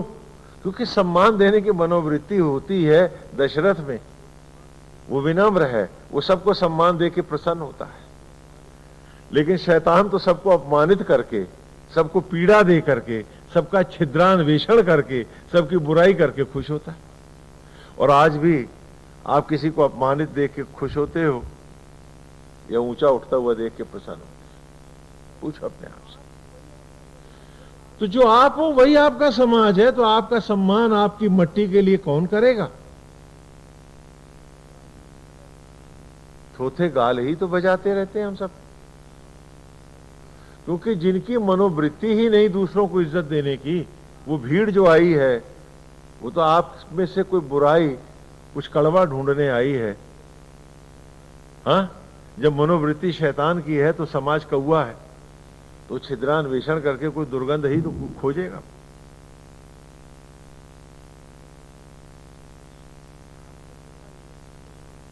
हम में हर व्यक्ति को अपने भीतर ही जीना होता है। सवाल यह है कि मेरे भीतर के संसार को ही मैं सारे संसार में बिछा दूं। एक वो स्तर है जीने का, और दूसरा मार्ग है कि मिथ्या जगत को ही सब कुछ मानकर जीऊं। तो अभी एक भक्त आए थे, वो मुझसे कहने लगे, स्वामी जी मैं जब ध्यान करता हूं तो ये भगवान नहीं दिखते, मेरा उनमें मन ही नहीं लगता। हमने कहा बड़े भाग्यवान हो कि तुम्हारा मन नहीं लगता है। भाई अगर तुम कहते मन लगता है तो हम कहते नूर मंजिल में जाके अपना दिमाग का चेकअप कराओ, कुछ गड़बड़ है क्या? क्योंकि जिस भगवान को तुम जानते नहीं, जिसके प्रति तुम ऋणी हो ऐसा तुम मानते नहीं, तुम खुद क्या हो, उस ईश्वर ने तुम्हें कैसे बनाया है, तुम ये भी नहीं जानते। अगर तुम्हारा उसमें मन लग रहा है तो कुछ पागल पागल तो हुई, क्योंकि अनजान में मन लगेगा कैसे। और सिर्फ क्योंकि लोग पूजा कर रहे हैं तो तुम भी माला फेरने लगे हो और मन नहीं लगता है, तो इसका मतलब दिमाग ठीक ठाक है। और लग गया है तो भाई जाकर के इलाज कराओ, खराब है। क्योंकि जिसे तुम अपना सर्वस्व मानते हो उसमें बिना लगाए तुम्हारा ध्यान लगता है नहीं? बोले हाँ लगता है। तो मैंने कहा जब उसे सर्वस्व मानते ही नहीं हो राम को, तो तुम्हारा ध्यान कैसे लग जाएगा राम में?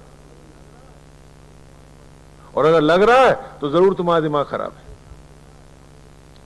पहले जाके उसे प्यार करो, उसके प्रति अपने आप को समर्पण दो, और पहले सत्य की रोशनी में देखो कि हां तिल तिल वही बना रहा है तुम्हें, और वही एक धन है तुम्हारा, वही तुम्हारी एग्जिस्टेंस है। उसके हटते ही तुम्हारा कोई अस्तित्व नहीं है। जिस दिन ये बात अच्छी तरह तुम्हारे भीतर बैठ जाएगी, उस वक्त तुम्हारे आचरण में, तुम्हारे स्वभाव में राम होगा। तो दूसरों की पीड़ा देख करके या दूसरों के साथ बुराई करके तुम प्रसन्न नहीं होगे। तुम्हारा मन सबके प्रति दया करने का होगा। अगर किसी को भटका हुआ भी देखोगे तो ये होगा कि भाई इसके साथ सहानुभूति रखो, ये तो बेचारा सहानुभूति का पात्र है। उसका मजाक नहीं उड़ाओगे, उससे घृणा नहीं करोगे, तुम्हारी सारी मनोवृत्तियां बदल जाएंगी।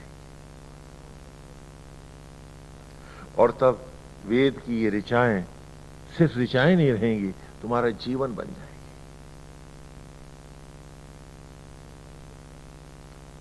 कितनी अद्भुत कल्पना के साथ आज वेद में हम उतरे हैं। वेद ने हमें स्तब्ध कर दिया है आरंभ में ही, और अभी तो चारों वेद गहराते सागर हैं हमारे सामने, जिसे हम ऋचा ऋचा कर पढ़ेंगे।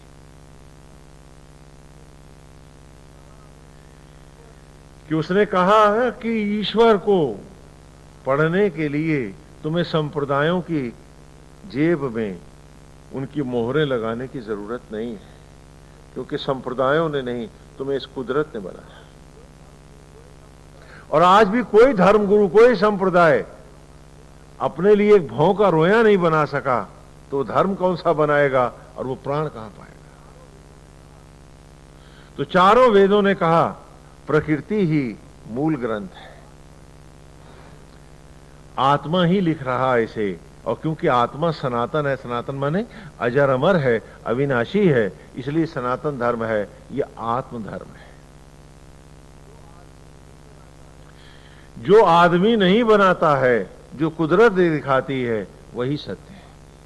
क्योंकि आदमी तो हर बात के 10 अर्थ लगा लेता है। Human wisdom can always confuse, nature can never, therefore nature is the only book of धर्म। और हम देख रहे हैं कि वेद ने आरंभ करते ही प्रकृति को ही प्रमाणों के साथ सामने रखकर हमको हमारी राह दिखानी आरंभ की। ये नहीं कहा है कि फलाने धर्म ने ऐसा कहा, ये नहीं कहा है कि फलाने शास्त्र में ऐसा लिखा है। उसने कहा देख कुदरत की किताब खोल और तू अक्षर है उसका। हमने अथर्ववेद में पूछा, दोहरा दो इसको जिससे आपको याद रहे कि आपका धर्म यहां प्रकृति है वेद में, और सनातन धर्म ने प्रकृति को ही धर्म ग्रंथ माना है। इसीलिए हजारों ऋषि हैं, धर्म नहीं बदले हैं, एक सनातन धर्म।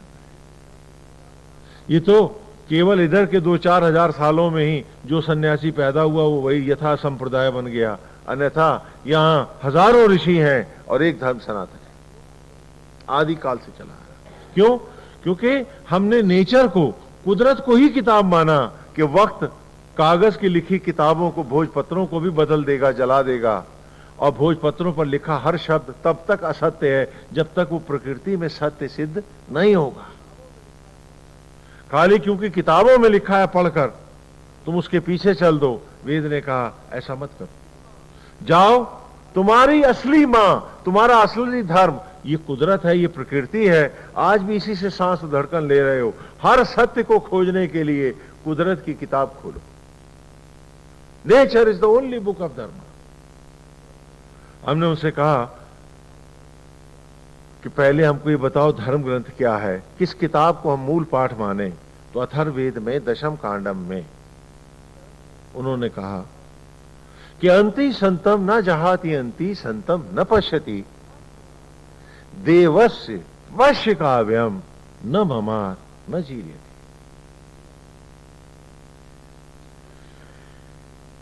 कि ईश्वर क्या लिखा हुआ है ग्रंथ ही तो धर्म ग्रंथ होगा।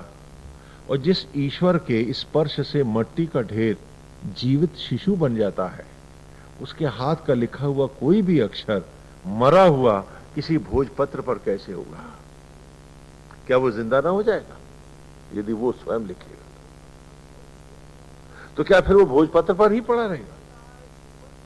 इसलिए जो देख रहा है जीवंत सचराचर तू अपने चारों तरफ, ये पेड़ पौधे पशु पक्षी मनुष्य, ये ग्रह नक्षत्र, यही वो किताब है जिसे वो लिख रहा है आत्मा होकर निरंतर। और तू भी उसी किताब का अक्षर है। इसी को मूल पाठ मानना, तो कभी धोखा नहीं खाएगा, कभी भटकेगा नहीं। कि प्रकृति नेचर देवस्य पश्य काव्यम, कि look at this nature which does not die is ever is lone book of dharma. यही एक किताब है, पढ़नी है जो तुझे। और क्योंकि आत्मा ही लिख रहा है इसे, आत्मा सनातन है, ईश्वर आत्मा के रूप में इसे लिख रहा है।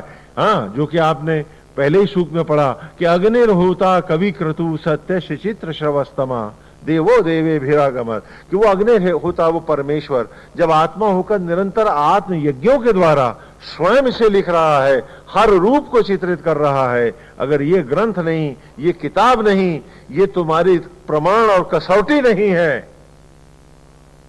तो तुम ईश्वर को नहीं जान पाओगे, भटक जाओगे। यही कारण है कि बहुत से संप्रदायों में किताबों को ही ग्रंथ को ही सब कुछ माना गया। बहुत से क्या, सारे में ही लगभग। और बहुत से संप्रदायों में यह है कि इन किताबों पर जो शक करेगा, जो शुबा करेगा या जो इस पे जीरा करेगा, उसे नरक में जला दिया जाएगा, दोज़ख में भेज दिया जाएगा, हेल में डाल देंगे। ऋग्वेद ने कहा आर्गू करना, शक करना तुम्हारा धर्म है, क्योंकि सनातन धर्म में 6 शास्त्रों में तर्क शास्त्र भी एक शास्त्र है। Come argue, understand, only then believe, otherwise you have every right to deny any thought, any school, and you are in within your own limits and there is no adharma in it. कोई अधर्म नहीं है, कोई पाप नहीं है। आओ और संदेह उत्पन्न करो, और फिर आओ इस कुदरत की किताब में जिसके तुम अक्षर हो, जो मां है तुम्हारी, आके इसमें पढ़ो। अगर ये कुदरत की, और फिर कल लौटना भी तुम्हें इसी किताब से। कोई कागज के पुलंदे से तुम बाहर आओगे तो मनुष्य नहीं होगे, क्या होगे? दीमक, किताब के कीड़े। ये कुदरत ही तुम्हें फिर इस रूप को देगी, इस विजडम को देगी, इस बुद्धि को देगी। इसलिए सनातन धर्म ने कहा कि चाहे जितने भी ग्रंथ होंगे, प्रकृति ही मूल पाठ होगी, और आत्मा लिख रहा है, वही सनातन है, सनातन धर्म। भले नाना संप्रदाय होंगे, लेकिन तर्क की कसौटी प्रकृति की गोद में आएगी। हम नेचर को ही प्रमाण मानेंगे, उससे हट के कोई आर्गुमेंट नहीं स्वीकारेंगे। कि कल कोई आ गया हमारे सामने, कोई संप्रदाय गुरु, और वो कह रहा है कि मैं भगवान का भेजा हुआ हूं, मैं जो कहूं उसको मानो, तो वेद ने कहा मत मानना। उसे कह देना कि अगर उसके भेजे हुए तुम हो और उसने तुमसे यही कहा है जो तुम हमें बता रहे हो, तो उसकी बनाई हुई कुदरत भी तो है, तुम कुदरत में साबित कर दो, हम मान लेंगे। वह जो नेचर में कंफर्म नहीं होगा उसे हम नहीं स्वीकारेंगे। इसीलिए चाहे राम की कथा हो, कृष्ण की कथा हो, गीता या भागवत की हम बात करें, स्वयं भगवान भी जब गीता और भागवत में हमें कोई भी बात कहते हैं तो प्रमाण प्रकृति से, कुदरत से लेके आते हैं, अपने से नहीं कहते। शुक्ल कृष्णे गति हेते जगता शाश्वते मति, कि अर्जुन शुक्ल और कृष्ण दो गतियां अगर मैं कह रहा हूं तेरी हैं, तो ये शाश्वत जगत की भी है। जो जगत की नहीं है वो तेरी भी नहीं हो सकती। हां, तो हर बात को, वो चाहे किसी शास्त्र में, किसी ग्रंथ में है, प्रकृति से, कुदरत से, नेचर से सब प्रमाणित है और उन नियमों को लेकर के चलती है जो मनुष्य की परिधि से परे हैं, जो नित्य है और जो सर्वत्र सार्वभौम है, सर्वव्यापी है। हाँ, यहां तक कि रामायण भी यूनिवर्सल एप्लीकेशन को विचार को ही लेकर के चली कि मन ही दशरथ है, मन ही दशानन है। उसे संप्रदाय नहीं देखा। तुम लंदन में हो, अमेरिका में हो, इंग्लैंड में हो, रूस में हो, दैट इज इमैटीरियल, क्योंकि यहां जात की या संप्रदाय की बात नहीं है। हां, कि 10 इंद्रियों को रखने वाला दशरथ और 10 इंद्रियों को 10 मुंह बनाने वाला दशानन रावण, आत्मा ही अजर अविनाशी घटघटवासी आत्मा ही श्री राम है। और राम की माता का नाम है कौशल्या। कौ माने असंख्य। हाँ, कौतुक शब्द है ना।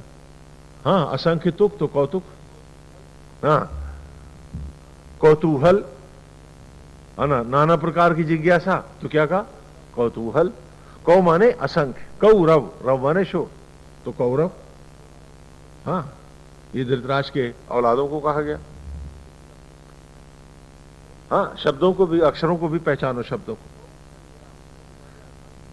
तो कौशल्या, कौ माने असंख्य, शल्या माने शूलाओं, शूलों को, बर्छी के चुबन को, भाले की नोक को सहने वाली, उनकी पीड़ाओं को पीने वाली, उसे संस्कृत में क्या कहते हैं? कौशल्या। कि जो असंख्य पीड़ाओं को पीकर पीड़ा देने वाले का भी भला चाहे, उसे संस्कृत में क्या कहते हैं? वही तो राम की जननी होगी। क्या वो कोई साधारण नारी होगी? आज आपको तो बात बात में शिकायत है, फलाने से ढिकाने से, उसने ये किया, फलाने ने ये किया, स्वामी जी मेरे साथ ये हो गया, रोज गाती हो। क्या जानो कौशल्या होती क्या है? और कथा में आप देखते हो कि कौशल्या न तो भरत से मन में द्वेष लाती है, सीने से लगाती है, असीम प्यार करती है, और कैकेयी को भी वही प्यार देती है। कैकेयी जिसने उसके बेटे को वनवास दिलाया है, बहू चली गई उसकी, कौशल्या कैकेयी को भी अपनी बाहों में समेटती है। और आपके पास तो कोई कैकेयी भी नहीं थी, फिर भी शिकायतों के अंबार थे। कौ माने असंख्य, शल्या माने शूलों को धारण करने वाली। वेद में धरती माता का नाम है कौशल्या, आगे ऋचाओं में पढ़ाऊंगा मैं कि कौशल्या, जब मैंने खेत को जोता तो हल के शूल से, चुबन से कौशल्या असंख्य पीड़ाएं दी धरती को, और बदले में धरती माता ने कह दिया अन्न, फल और जीवन। हाँ, कि तूने पीड़ा दी तो कुछ सुख तो लेता जा, जा तू सुखी। कि जब तुम्हारी मनोवृत्ति कौशल्या हो और मन दशरथ हो, तो राम को माला में नहीं सर्वत्र देखोगे, क्योंकि वो आत्मा होकर आज भी तो हर शबरी के, हम सब जीवों की जूठन को रक्त में बदल रहा, वही तो शबरी का राम है। वरना खाली चौपाइयों को रटोगे, गाओगे, मालाएं घुमा करके नाटक ही तो करोगे। उसे पढ़ करके जीवन में तो नहीं उतार पाओगे। उसके लिए तुम्हें कौशल्या बनना होगा, दशरथ बनना होगा, आत्मा श्री राम के प्रति समर्पित होना होगा। और भगवान राम की जो पत्नी है, उनका नाम क्या है? सीता जी है ना, उनको तो ढूंढ ले। नहीं ढूंढेंगे क्या? हाँ, तो सीता जी को क्या कहते हैं? भूमि सुता। हाँ, याद है ना, राजा जनक ने जब हल चलाया था तो हल से टकरा करके घड़ा प्रकट हुआ। हाँ, अभी तो सीरियल में भी दिखा रहे हैं, अब तो काफी कुछ मालूम हो गया होगा। हाँ, कथा में तो सोया करते हैं।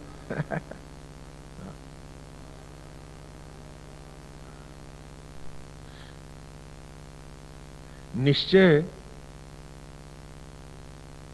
और एहसास दो शब्द हैं, इन दोनों में बड़ा फर्क होता है। मैं निश्चय से कह सकता हूं, यकीन से कह सकता हूं कि मैं आप सबको प्रवचन दे रहा हूं, और आप लोग सुन रहे हो, ये खाली मेरा एहसास ही तो है, क्या पता कौन क्या सुन रहा।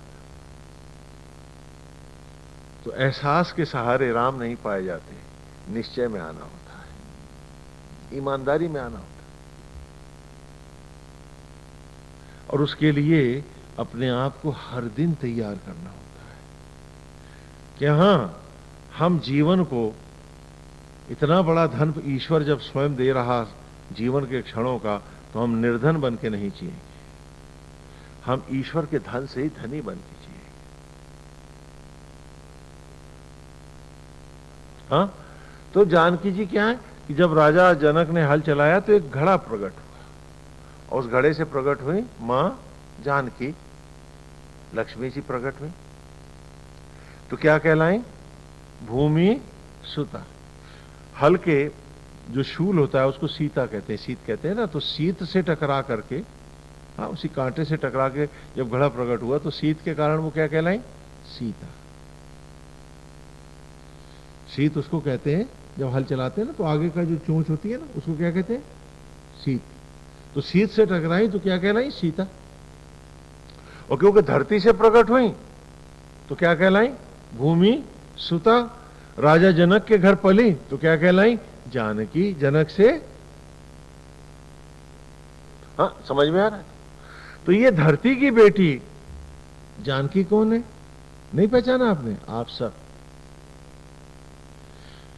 कि जब किसी राजा जनक ने हल चलाया था तो ये शरीर भस्मी से वनस्पतियों में आया था।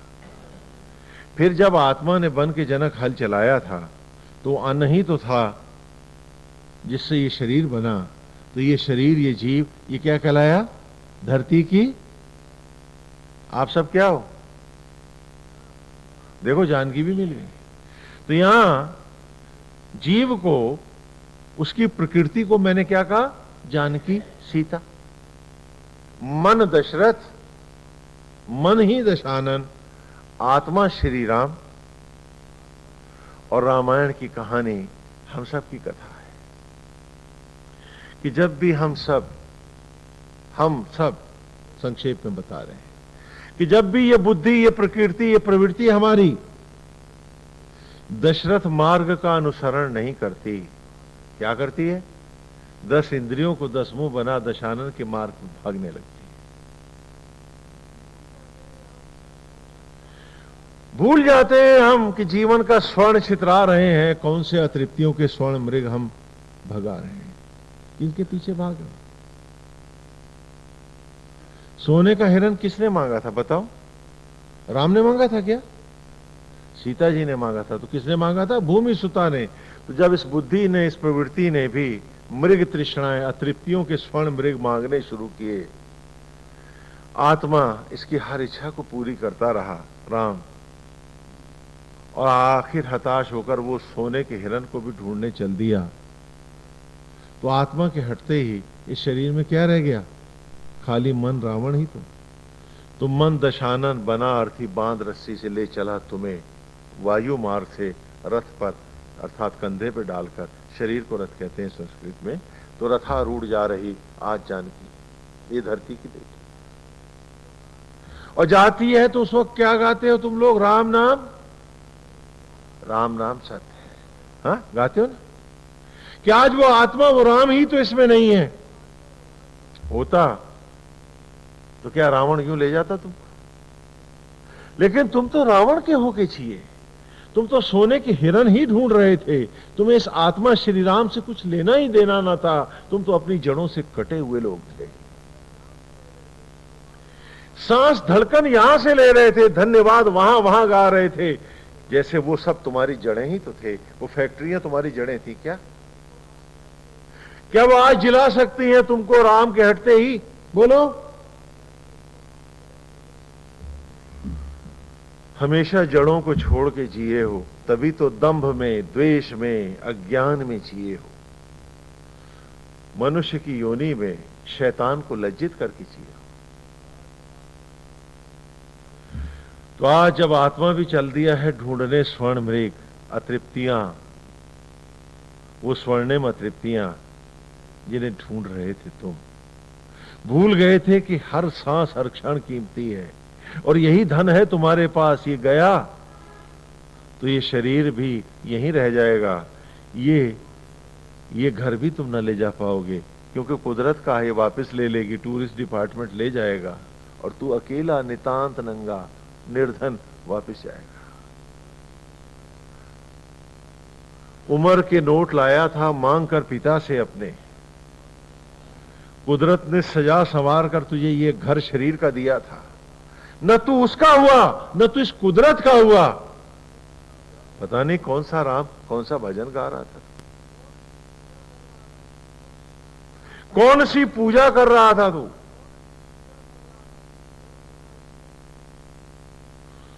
खाली अतृप्तियों के पीछे, हाँ, मृग तृष्णाओं के पीछे, उन सोने की मृग तृष्णाओं के पीछे तू भाग रहा था। आत्मा राम भी चल दिया ढूंढने स्वर्ण मृग, और आत्मा के हटते ही मन दशानन बना अर्थी बांध रस्सी से ले चला तुझे। कहां? लंका। अच्छा बताओ, लंका कौन दिशा में है? और आज भी हम लोग शमशान घाट प्रयास करते हैं दक्षिण दिशा में ही बनाया जाए। उत्तर में देवालय बनाते हैं, उत्तरायण देवगोल है, ये प्राचीन परंपरा है सनातन धर्म की, हाँ। और दक्षिण में बनाते हैं शमशान घाट कि उत्तरायण देवगोल है और दक्षिणायन यमगोल है, हाँ। और मरते ही पैर कौन दिशा में करते हैं? बताओ बताओ। दक्षिण। वैसे दक्षिण दिशा में पांव करके तुम्हें कोई लेटने देता घर में? क्यों? कि दक्षिण गए पांव लंका चले जाते हैं। जीवन की लक्ष्मण रेखाओं को पार कर जाते हैं। तो आज मन दशानन बांध बना अर्थी बांध रस्सी से लिए जा रहा है लंका, पांव हो गए दक्षिण। लंका के वासी हैं भूत प्रेत राक्षस, और शमशान घाट के वही है ना। तो लंका सही सजी है? बोलो बोलो बोलो। हाँ, वो खाली सिलोन ही लंका नहीं है, तुम हर आदमी का दक्षिण लंका है, उत्तर देवालय। इधर दशरथ है, इधर दशानन है। तुम्हें निर्णय करना है, तुम्हें अपने जीवन के हर क्षण को रावण बन के जीना है, यह दशरथ राम का होकर जीना।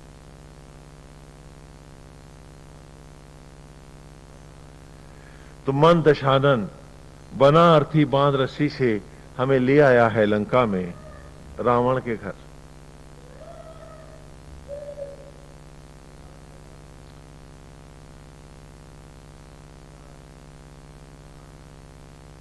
और आज लंका में लाके उसने अर्थ, हाँ, लंका का राजा कौन है? रावण। रावण जात का कौन है? कौन है? ब्राह्मण है। और जो चिता जलाता है उसे हम क्या कहते हैं? जरा महा जोड़ के बताओ तो। महा ब्राह्मण। रावण भी वहीं खड़ा है। ये नहीं कि राम हुए थे, अरे राम है, हम सब में समाये। ये नहीं कि रावण हुआ था, आज भी खड़ा इंतजार कर रहा है तुम्हारी, कल जाओगे तुम भी बन के अर्थी। और वेद कहता है कि एक राह मेरी भी है, चलोगे क्या? कि जहां आत्मा यज्ञ का अधिष्ठित देव है, आचार्य है, प्राण उपाचार्य है। आचार्य की हम स्तुति पहली 9 ऋचाओं में कर रहे हैं, इन 9 ऋचाओं में अब उपाचार्य की स्तुति कर रहे हैं कि वाह यवा या ही दर्शते में सोमा अरम कृता तेषाम पाही श्रुति हवा। कि हे मेरे प्राण, जैसे राम के साथ हनुमान है, जैसे धर्मपुत्र युधिष्ठिर के साथ भीम है, वायु का पुत्र है, उसी प्रकार आत्मा के साथ तू ही तो प्राण वायु है, तू ही तो हनुमान है, मेरे अंतर का देवता है। वाह यवा या ही, हे प्राण वायु, आज तेरा आवाहन है, आज मैं तेरी ओर झुका हूं। मैंने विषांत जगत दशानन के मार्ग छोड़ दिए हैं। वो अतृप्तियां, इच्छाएं, वो भटकाव, आज उनको बाहर के यज्ञ में बाहर ही जला रहा हूं। संकल्प से क्रोध, ईर्ष्या, द्वेष, लोभ, मोह को जला रहा हूं। अब तो मैं भीतर को जलने आ रहा हूं। मैं भटक गया था, सोचता था मेरी जड़ें बाहर बाहर हैं,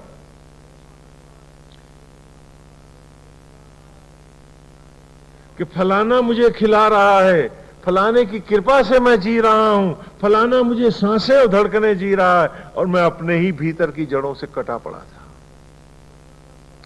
हाँ?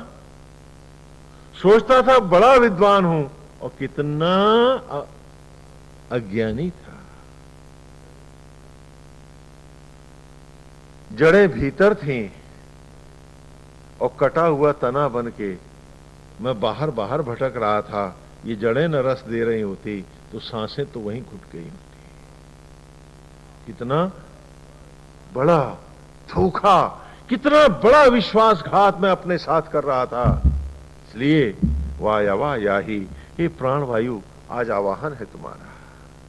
मैंने अपने ही अंतरात्मा को पुकारा है पहली 9 ऋचाओं में, उसकी स्तुति करी है, उनका आवाहन किया है। वे यज्ञ के आचार्य बने हैं, आओ तुम उपाचार्य हो जाओ। फिर ये तन रूपी सामग्री जो कभी चिता की राख थी, जो फिर कभी अन्न बनी थी, और आज जो देह बनी है, आज ये फिर जले तुम में, और इसी की ज्योतियों के गर्भ से मेरा जन्म। आज मैं अपनी ही लपटों में चल जाऊं और इसी से एक नया रूप पाऊं। मुझे वहां रावण की लंका में न जाना पड़े। जैसे अंडे से चूजा प्रकट होता है ब्रह्मांड से, तप के द्वारा मैं भी ज्योति बनकर तेरी दया और कृपा से प्रकट हो जाऊं। तो वाह याही, आज आवाहन है तुम्हारा, हे प्राण वायु, दर्शते में, इस यज्ञ में, दर्श यज्ञ में, जहां मैं स्वयं को स्वयं में यज्ञ कर स्वयं से स्वयं को प्रकट करूंगा। आज तुम भी मेरे साथ आ जाओ।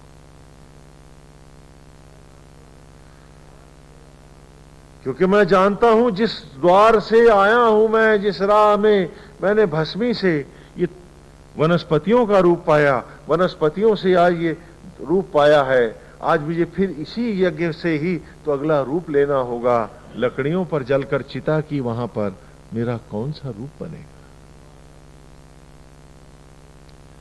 तो वायव आया ही, दर्शते में, आओ आज इस यज्ञ को मेरे सींच डालो, मेरे मनों को, मेरे विचारों को, मेरे संकल्प को मजबूत करो, क्योंकि तुम ही तो हनुमान हो, तुम ही तो संकल्प हो मेरा।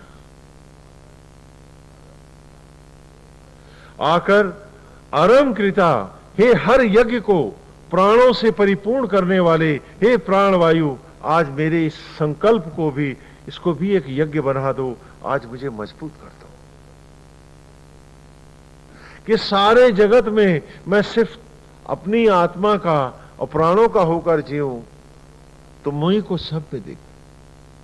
अभी तक सब में सब देखता हूं, तुम्हें ही नहीं देखता। हाँ, गाते हो ना, सीए राम में, बोलो बोलो बोलो, जोर से बोलो, क्या गाते हो? सीए राम में सब जग जानी, और तुम्हें राम की सौगंध, आज तक किसी में राम देखा? सब में सब देखा, ये फलाना नाता है, ये फलाना रिश्ता है, ये ऊंच है, ये नीच है, ये ऐसा है, ये वैसा है। राम किस में देखा? खाली डपोर शंख की तरह गाते ही तो मानते कहां थे।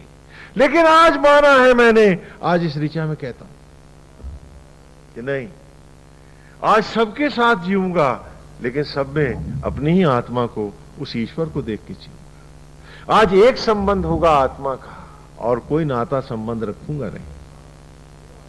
वाह याही, हे प्राण, हे वायु, प्राण वायु, आज आवाहन है तुम्हारा, दर्शते में, इस दर्श यज्ञ में प्रकट हो जाओ। आज मेरे संकल्प में, आज मेरे इस यज्ञ में मेरा संकल्प बन जाओ।